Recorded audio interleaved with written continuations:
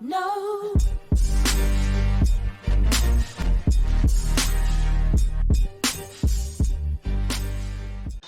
Živijo. Sva Davor in Andraž iz The Sweet Tech TV. Danes bova govorila o mobile pametnih urah. Tokrat bova naredila review teh dveh ur. Da pa ne pozabba, v polinkanem videu zgoraj na vaši desni strani pa poteka nagradna igra za pametno uro Mobile TicWatch Pro. Tako da dajte hitro pogledati tisti video. In pa poglejte opis tega videa, bova tudi tukaj dala navodila za nagradno igro in pa najina socialna omrežja, kot so Facebook in pa Instagram. Tako. In da še malo več poveva o obeh urah, po dobrem tednu dni uporabe. Čeprav so dobila ure strani Janus Trade, da ju predstaviva, nameravava to storiti kar se da iskreno, saj se nam zdi edino pošteno do vseh upletenih, torej do vas, gledalcev in do najinih poslovnih partnerjev, tako da bova pohvalila, kar je hvale vredno, in grajala tisto, kar misliva, da se lahko v prihodnosti izboljša. No, ok. Kar začniva z Mobile TicWatch Pro, ki jo imam jaz. No, tako. Sam postopek povezovanja, če ta prvo piševa, je načeloma zelo lahek. Na vašem telefonu potegnete dol aplikacijo Google Wear OS, prek Play Store, potem prižgete vašo uro in prižgete aplikacijo na telefonu in v tisti aplikaciji se vam pojavi ura, ki jo želite uporabljati, v tem primeru ali pač Mobile TicWatch Pro oziroma C2. Tako je, ja. In v bistvu naredite še tiste zadnje nastavitve, ki so potrebne za dokončno povezavo. Zelo enostavno. No, jaz imam drugače tudi to srečo, da lahko primerjam z mojo redno pametno uro Samsung Watch in sta v bistvu zelo podobni uri, če na hitro pogledam. Dizajn je siguren lep, eleganten tudi na tej uri. Mobojeva ura je pa malo težja, kar mi je zelo presenetilo, ko sem jo dal gor, ker ne vem, mogoče zaradi tistih karbonskih vlaken v hišju, ne vem točno, kaj je razlog, ampak ja, je težja, ko jo daš gor. Pašček je usnjen, na notranji strani je silikonski, ta silikonski del je zelo priročen takrat, ko športate in švicate in da ne uničite tega izgleda na zunanji strani. Verjetno še zmeraj zelo udobna. Ja. Super udobna. No, ta pašček lahko tudi zamenjate. Tukaj so v bistvu zatiči na ohišju, jih iztaknete in lahko gor date katerikoli pašček želite, kakršnekoli barve in tako naprej. Priročno. Tako je, ja. Zdaj, potem imamo tukaj na strani dve tipki. Zgornja tipka je namenjena za vračanje na domači zaslon oziroma prikaz ure. Ob dolgem pritisku se prižge Google Assistant. Spodnja tipka pa omogoča dostop do športnih aktivnosti oziroma nastavitev športnimi aktivnostmi in pa ob dolgem pritisku se pa pojavi meni za izklop oziroma za preklop v bistveni način oziroma Essential Mode. Na spodnji strani ure je senzor za merjenje srčnega utripa in pa magnetki za povezavo s polnilno postajo. Prav tako ima pač ura sama certifikat IP68 za vodotesnost, kar je super, ker ure so ponavadi izpostavljene veliko težkim pogojem in je fajn, da je tudi odporna na vodo in pa prah. Da ni potem panike. Ja, ker to je lahko zelo problem, ampak tukaj ne. Ko se pa ura sama poveže, si izberete watch face oziroma pač kako bo izgledala, kako bo prikazana sama ura, datum in tako naprej. Zdaj, če potegnete iz zgornje strani, se vam tako kot pri telefonu pojavijo hitre nastavitve, kot so Wi-Fi in podobne zadeve. Če potegnete z leve strani, je to bližnjica za Google Assistant. Če potegnete od spodaj, se pojavijo obvestila, s katerimi lahko jaz rečem, da v mojem testiranju nisem imel večjih problemov, so se vsa hitro prikazala. Če potegnete desno, se pa pojavijo ploščice, ki so kot bližnjice, ki vam kažejo vreme, vašo športno aktivnost in pa kakšne podatke o zdravju. Pa za muziko, sistem, ki je naložen tukaj gor, je Wear OS, s katerim načeloma v svojem testiranju nisem imel problemov. Hitra obvestila so bila zelo intuitiven. Ja, pa tudi dostop do Google Play Store ima direkten, kjer lahko dostopate do praktično vseh aplikacij, ki so tam gor, tako kot na telefonu, kar je zelo dobro, ampak o tem tudi več kasneje. Baterija sama je 415 mAh, Meni je zdržala dobra 2 dni, ampak sem imel primarno v pametnem načinu. Zdaj, glede tiste vzdržljivosti 30 dni. Sam tega nisem imel časa testirati, ker pač sva uporabljala šele 1 teden. Tako. Ampak bo pa lahko to testiral tisti zmagovalec v nagradni igri. Tako da samo pominjam, sodelujte. Ja. Zaslona pri tej uri sta 2.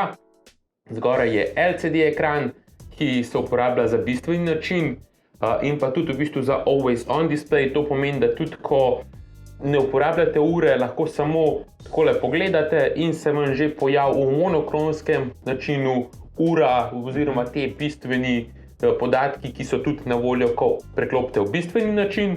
Pod tem zaslonom je AMOLED zaslon, ki se pa uporablja za pametni način in za pač neko poprečno normalno uporabo pametne ure, ko hočete imeti čim več podatkov gor.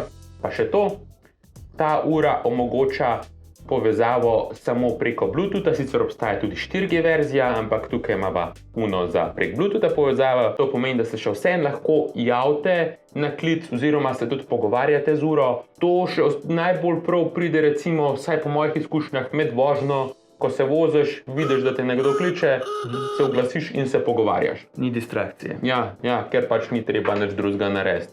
Ja, zelo priročno. Zdaj pa še na mojo uro, Movoi TicWatch 2. Ja. Najprej stvarmi, ki so mi zelo všeč. Sam dizajn. Ta dizajn je preprost, lep, minimalističen, ura je iz nerjavečega jekla. Zame osebno je blizu ideala, ki ga želim od svoje pametne ure. Super. Je zelo lahka, udobna, celo do te mere, da sem včasih kar že pozabil, da jo sploh nosim, ja, ko sem šel spat. Ampak vam tega ne priporočam, dajte jo polniti.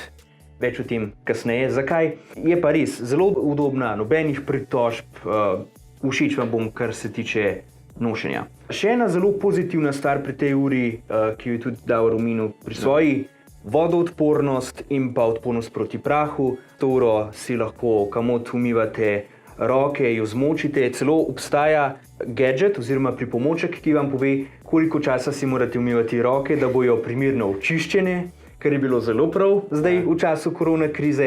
In tudi kar se tiče prahu, z njo sem delal v zelo prašnem okolju, kjer sem brezoval neko živo mejo polno prahu, tako da nisem je šparal. Ura še zmeraj deluje, obrisal sem jo z robčkom, deluje normalno naprej, tako da zelo fino je, da ima ta ura ti 2 stvari pri sebi.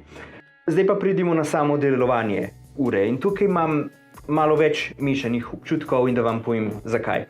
Hvala Bogu je Wear OS z nedavnimi posodobitvami postal sprejemljiva alternativa Samsungovemu Tizenu, ki ga ima Davor na svojih rokah, in pa Huawei-jevemu Light OS-u.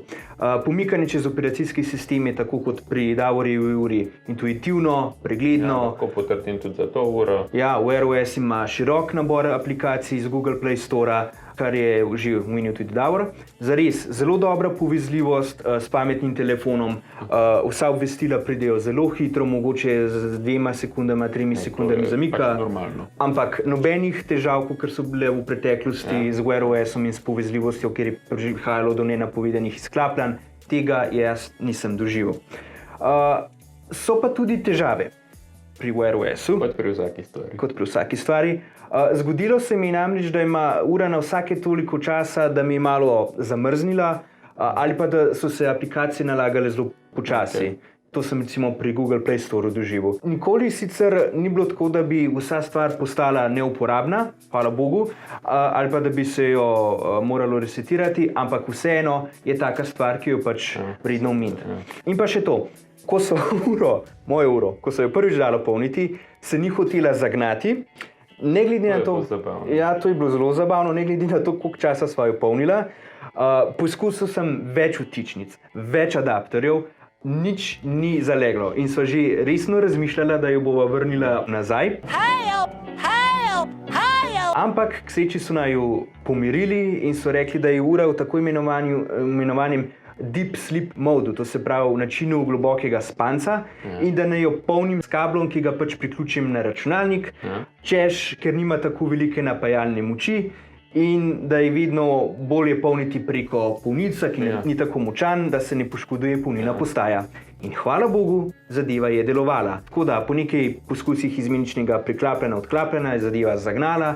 Tako da vzemite to nekako v obzir, če boste imeli, da ne bo kakšne panike. Ura vam verjetno dela, samo uporabite ta način. Ja, Mobo je tega pač ni omenil, sva se majčkeno strašila, ampak zato vidva opozarjava.